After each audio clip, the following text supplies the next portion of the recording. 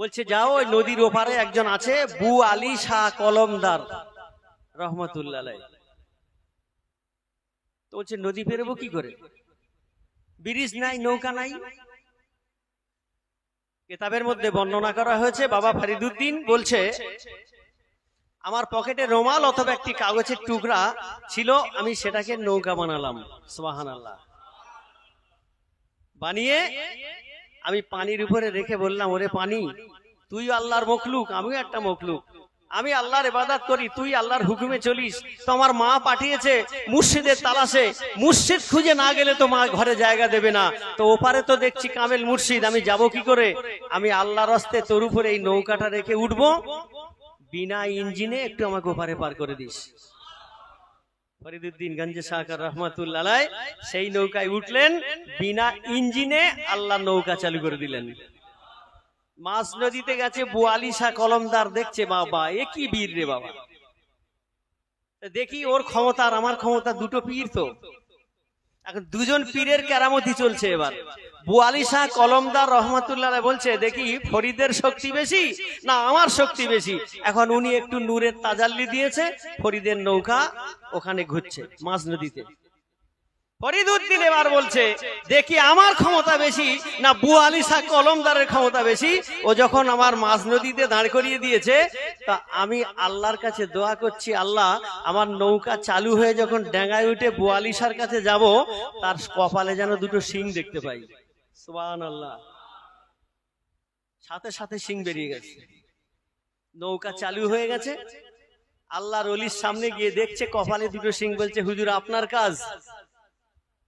আল্লাহ যে মা পাঠিয়েছে মুর্শিদের কাছে বায়াত গ্রহণ করতে, আর তার কপালে শিং থাকবে, এটা হবে না, মুছে দাও। সাথে সাথে পেলেন। দরবারে গিয়ে দেখবেন ওইখানটাই শুধু ঢোকার গেটের মুখে লেখা আছে ফকিরি হুজরা মোবারক, আর কোথাও নেই। হযরতে রাবিয়া বসরিয়া বলছে, মালিক যদি দিতে হয় তো ফকিরের দরজাটা আমাকে দাও। বলুন না সুবহানাল্লাহ। আল্লাহ পাক রব্বুল আলামিন বলে, রাবিয়া ওই ফকিরের দরজা অর্জন করতে গেলে এখনো ৭২টা আমল তোমার করা লাগবে। সুবহানাল্লাহ বলবেন না? কটা আমল? তাহলে এবার একটু ভাবেন যে ফকির দরজা অর্জন করতে, আপনারা শুনেছেন মুসা আলাইহিস সালামকে আল্লাহ বলেছিলেন একটু মানুষের গোশত খেতে, শুনেছেন তো? মুসার গায়ে তো গোশত ছিল, কিন্তু তিনি কি করলেন? আল্লাহ বলছে নবী একটু মানুষের গোশত খাবো। মুসা আলাইহিস সালাম ছুরি আর পেরেক নিয়ে বেরিয়ে গেলেন। সারাদিন ঘুরে ঘুরে চলে আসছেন, কেউ গোশত দেয় না। আরে ভাই, জিন্দা মানুষের গায়ে থেকে গোশত কেটে কে দেবে? ফিরে আসার পথে একজন আল্লাহর ফকির বান্দা বসে বলছে, ও নবী মুসা, কি ব্যাপার, মন খারাপ কেন? বলছে আল্লাহ একটু মানুষের গোশত খেতে চাইলো, তা আমার কওমের কাছে গেলাম, কেউ আমাকে একটু দিল না। বলছো তোমার আল্লাহ গোশত খেতে চেয়েছে, দাও প্লেট আর ছুরিটা আমাকে দাও। সুবহানাল্লাহ। ছুরি আর প্লেট নিয়ে বলছে, আল্লাহ কোন জায়গার গোশত চেয়েছে? বলে তা তো বলেনি। ফকির কি করলেন? গোটা অঙ্গে থেকে একটু একটু করে গোশত কেটে প্লেট ভরে নবী মুসার হাতে দিয়ে দিলেন। জোরে বলুন সুবহানাল্লাহ। এরা থাকে দুনিয়ায়, কিন্তু দুনিয়ার সঙ্গে কোনো খবর থাকে না। আমার ভাইয়েরা, বিস্তারিত আলোচনা করার আর সময় নাই, টাইম অনেক হয়ে গেছে। আমার ভাই জানেরা, মা জননী আবার বলছে ফরিদরে যাও, চলে যাও, চলে যাও, আর শেষবারের মতো তোমায় চান্স, এই চান্স, এই পরীক্ষায় যদি তুমি পাস করতে পারো তাহলে তোমার দরজা বেড়ে যাবে, আর যদি ফেল করে ফেলো তাহলে তুমি আর কিছুই খুঁজে পাবে না। বাবা ফরিদুদ্দিন মায়ের দোয়া নিয়ে চলে গেল, গিয়ে আবার একটা জঙ্গলের মধ্যে ইবাদত শুরু করলেন। পা দুটো বেঁধে মাথা নিচের দিকে করে আল্লাহর ওলি 12 বছর কাটিয়ে দিলেন। জোরে বলুন সুবহানাল্লাহ। তাহলে কত বছর হয়েছে?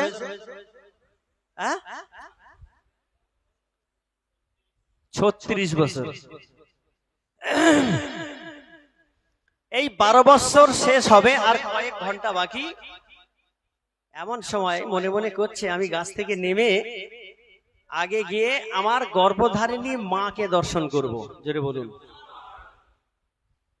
এমন সময় একটা কাক উড়ে এসে বলছে, আল্লাহর বান্দা ফরিদ, আমরা তো উপরে উড়ে বেড়াই, এই তাম জঙ্গলে কত আল্লাহর ইবাদতকে, কত আল্লাহর ইবাদত গুজার বান্দাকে ইবাদত করতে দেখি, কিন্তু তুমি যেভাবে ইবাদতটা করো এরকম ইবাদত কেউ করে না। আমার মনের চাহাত হচ্ছে আমি 3 দিন ক্ষুধার্ত আছি, তুমি যদি কিছু আমাকে খেতে দিতে আমি কাক বড় খুশি হতাম।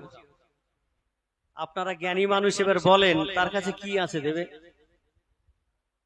কোন খাবার নিয়ে গেছে? বাবা ফরিদুদ্দিন গঞ্জে শাকার রহমাতুল্লাহ বলছে, ওরে কাক, তোকে আমি কি খেতে দেব? কাক বলছে, একটু ভেবে দেখো, তোমার কাছে দেওয়ার অনেক কিছু আছে। শেষবারে আসার সময় মা সফুরা বলেছিল, কোন প্রাণীকে তুমি কষ্ট দেবে না, যদি তুমি কোনো প্রাণীকে কষ্ট দাও তোমার ইবাদত কবুল হবে না।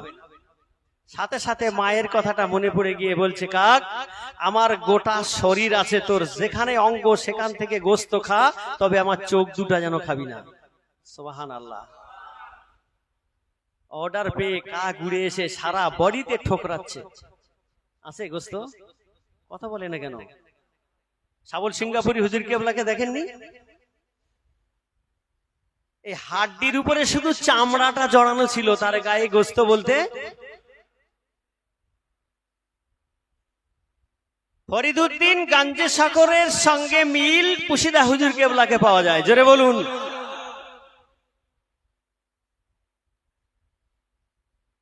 কাক ঠক্কর মেরে গাছের ডালে গিয়ে বসে বলছে, আমি তো তোমাকে আল্লাহর আশেক বলে মনে করেছিলাম, কিন্তু তুমি যে আমাকে প্রতারণা করেছো, মজবুরির ফায়দা লুটেছো।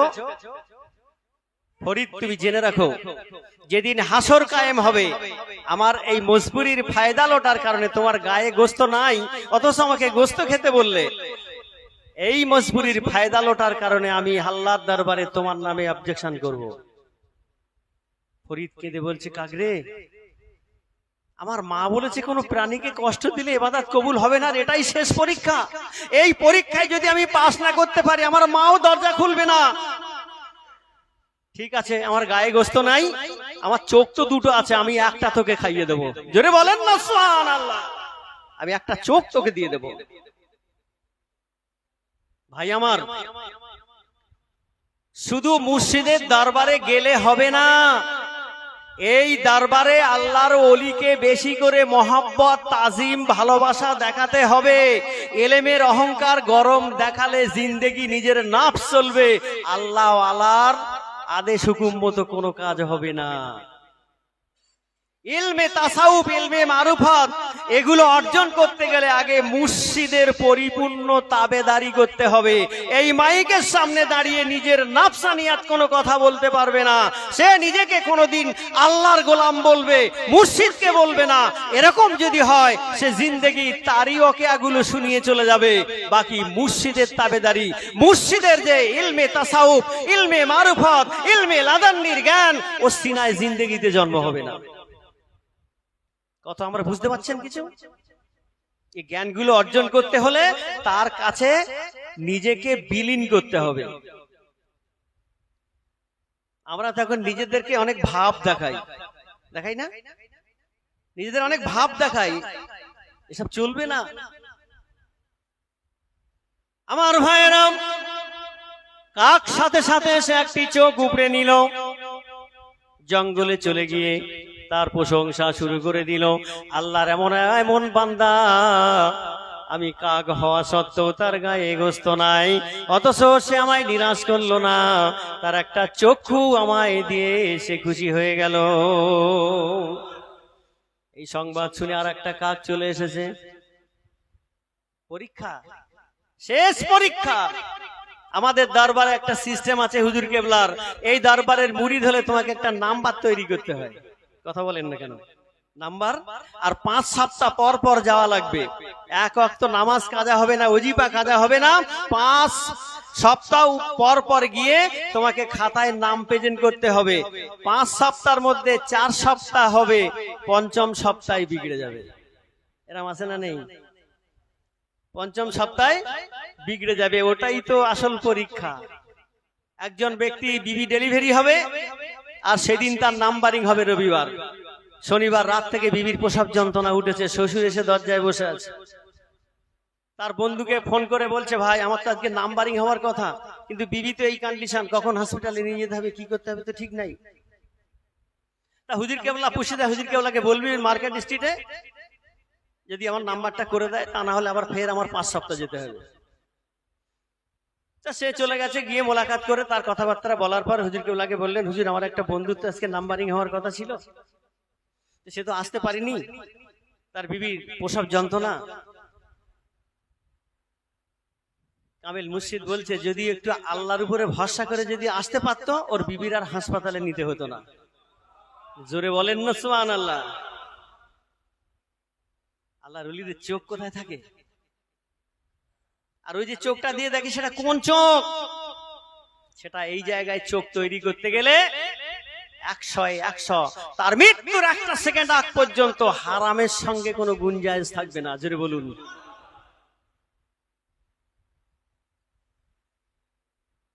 বাবা ফরিদউদ্দিন গঞ্জে সাকার রহমাতুল্লাহ আলাইহির কাছে ওই কাকটা এসে আবার তার অভিযোগ, আমি 2 দিন খাই না, আমাকে দাও। বলছে, তোমাকে কি দেবো, একটা চোখ রেখেছি মাকে দেখার জন্য, তুমি সেটাও নেবে? বলছে, আমার বন্ধুকে দিয়েছো, তোমার বন্ধু হয়, আমি তোমার দুশমন? মায়ের কথা স্মরণ হয়েছে, কাউকে প্রতারণা করা যাবে না, কষ্ট দেয়া যাবে না। বলছে, যা, এটাও তোকে ফি সাবিলিল্লাহ দিয়ে দিলাম। সুবহানাল্লাহ বলেন। এখন তো সে কি উপায়? সারা অঙ্গ দিয়ে রক্ত ঝরছে, 2টা চোখও নেই, গাছ থেকে নেমেছে। অন্ধ মানুষের কিরম হয়? পড়ে যাচ্ছে। এমন সময় মা শীতকালের প্রায় শেষের দিকে, কুয়াশা কুয়াশা ভাব, ফজরের নামাজ পড়ে সেই দিনকে মা সফুরা দোয়া করছে, আল্লাহ আমার বেটা তোমাকে পাওয়ার জন্য তো আমি জঙ্গলে দিয়েছি, আমার বেটা যেখানে থাক তুমি তাকে হায়না নেকড়ের হাত থেকে হেফাজতে রেখে দিও। আর ওই সময় বাবা ফরিদউদ্দিন মা বলে ডাক দিয়েছে, আল্লাহ পাক রব্বুল ইজ্জত তার এই মা ডাকের আওয়াজটা ইকো মাইকের মতো মায়ের কানে পৌঁছে দিয়েছে। মা সাথে সাথে দোয়াটা ছেড়ে দিলেন। ছেড়ে দিয়ে দরজা খুলে দেখে সামনে একজন দাঁড়িয়ে আছে, থরথর করে গোটা শরীর তার কাঁপছে, রক্তে রঞ্জিত। মা দৌড়ে গিয়ে জিজ্ঞাসা করছে, কে তুমি? বলছে, মা আমি তোমার বেটা ফরিদ। বলছে, না আমার বেটা ফরিদ তো এরকম না, এই গোটা বডি রঞ্জিত হয়ে গেল, তার চোখ নাই কেন, তুমি আমার ফরিদ না? বলছে, মা তোমার একটা কথার মূল্য দিয়েছি, গোটা বডি ঝাঁঝরা হয়ে গেছে। জোরে বলেন। মা ভালো করে রক্ত টক্ত সাপ সাপ করে দেখলেন, হ্যাঁ তো ফরিদ। বলে, তোমার এ হাল হলো কেন? বলছে, তুমি বলেছিলে না কাউকে কষ্ট দিতে পারবে না।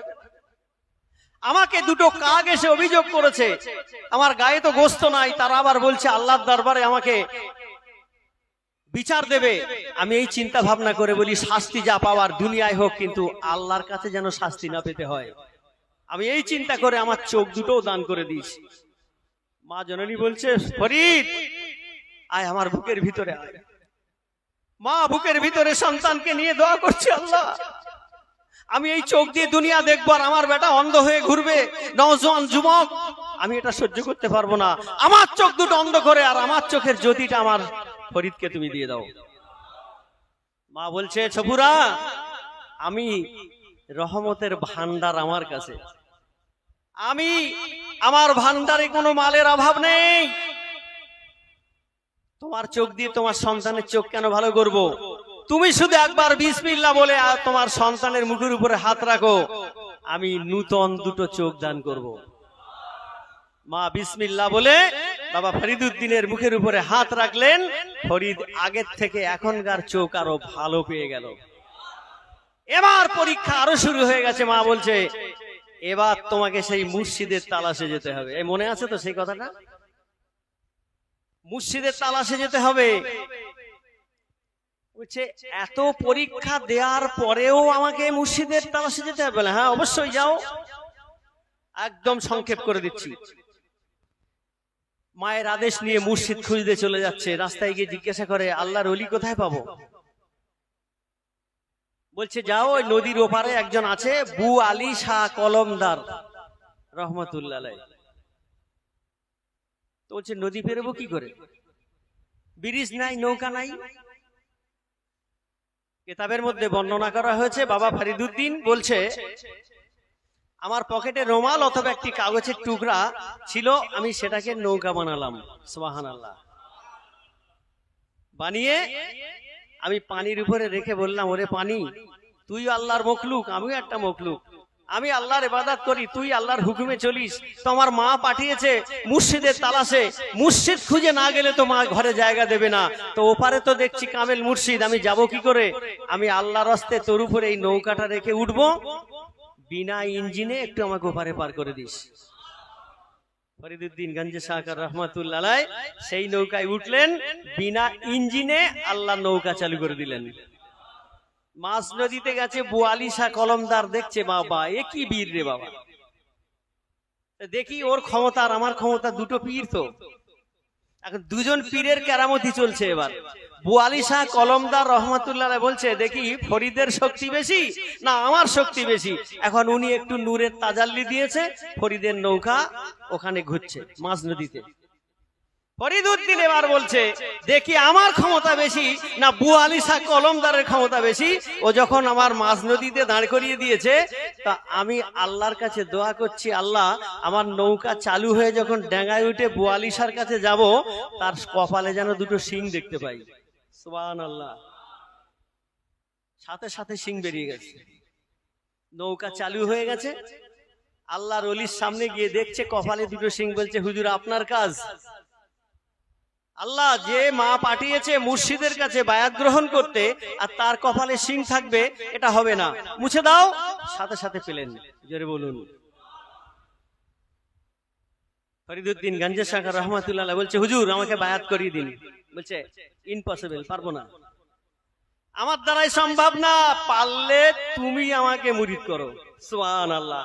বলছে কেন? সে পরীক্ষা নদীর মাঝখানে হয়ে গেছে, নদীর মাঝখানে হয়ে গেছে। তোমার এলেমের এত বাহাদুরি, তোমার এলেমের কাছে আমার এলেমের সামান্য দাম, অতএব আমি তোমাকে মুরিদ করতে পারবো না, পারলে তুমি আমায় মুরিদ করো। তো বলছে তাহলে মা যে পাঠালো, বলছে তোমাকে মুরিদ করার একজন ব্যক্তি আছে, দিল্লি শহরে তোমাকে যেতে হবে, সেইখানে গিয়ে দেখবে একজন ব্যক্তি আছে, সেই তোমাকে মুরিদ করবে। দৌড়ে দৌড়ে চলে গেলেন, গিয়ে দেখছে তিনি ধ্যানমগ্ন, পেছনে বসে আছে। 2 ঘন্টা পর ধ্যান ভেঙেছে, পেছন ফিরেই বলছে, বাবা 36 বছর আগে তোমাকে মুলতানের মাদ্রাসায় থেকে সালাম দিয়েছিলাম না? সুবহানাল্লাহ, জোরে বলেন। মনে পড়ছে তো নাকি? 36 বছর আগে মুলতানের বারান্দায় তোমাকে সালাম দিয়েছিলাম না? তোমার নাম ফরিদ? বলছে জি হুজুর। বলছে আপনি তাহলে সেই ব্যক্তি? বলছে আপনার নাম কি? আমার নাম বখতিয়ার কুতুবউদ্দিন কাকি রহমতুল্লাহ আলাইহি। বলছে হুজুর আমার মা পাঠিয়েছে বায়াত গ্রহণ করার জন্য, আপনি আমায় মুরিদ করেন। বলছে মুরিদ করব, শর্ত আছে। কি? আমার দরবারের বাজেট দেওয়া খানা খেতে হবে, পেট ভরুক আর না ভরুক। সবক 5 টাইম নামাজ আদায় করতে হবে, জিকির কোরআনের করতে হবে, আর তাহাজ্জুদের পানি 7 বছর বিনা কাজায় গরম করে দিতে হবে। যদি একদিন কাজা হয় আবার পুনরায় 7 বছর শুরু হবে। বলছে মঞ্জুর করে নিলাম। পানি গরম করছে, 7 বছর শেষ হতে একটি রাত বাকি। বখতিয়ার কুতুবউদ্দিন দোয়া করছে, আল্লাহ এ আমারও কথা শোনে, তোমারও গোলামি করে, আমারও পায়রবি করে, একে আমি খুব ভালোবেসে ফেলেছি।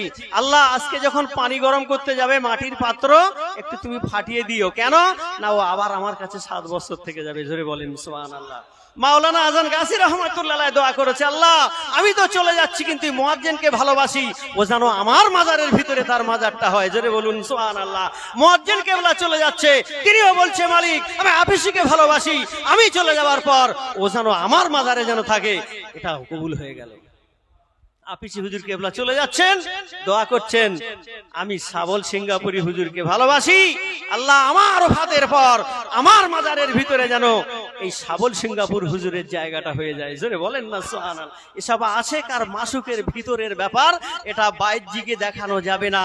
আর এ জ্ঞান অর্জন করতে হলে নিজের আমিত্ব, নিজের অহংকার, নিজের এলেমকে সব ত্যাগ করে মাথাটা নিচু করে মুর্শিদের দিকে চেয়ে থাকতে হবে, তবে খোদার রহমতের নূর ভিতরে প্রবেশ করবে। জোরে বলুন সুবহানাল্লাহ। আল্লাহ পাক রব্বুল আলামিন আমাদের সবাইকে শোনার থেকে বলার থেকে বেশি বেশি করে যেন আমল করার তৌফিক দান করেন। আমরা যেন বিনা কাজায় 5 ওয়াক্ত সালাতকে আদায় করি, এই কোরআনের ওজিফা পড়ি, হালাল খানা খাই, তাকওয়া পরহেজগারি করতে পারি। আল্লাহ যেন আমাদের সবাইকে সেই তৌফিক দান করেন। আমার বলার মধ্যে, ভাষার মধ্যে ভুল ত্রুটি করে আল্লাহর হস্তে ক্ষমা করে দেবেন। ওয়া আখিরি দাওয়ানা আনিল হামদুলিল্লাহি রাব্বিল আলামিন।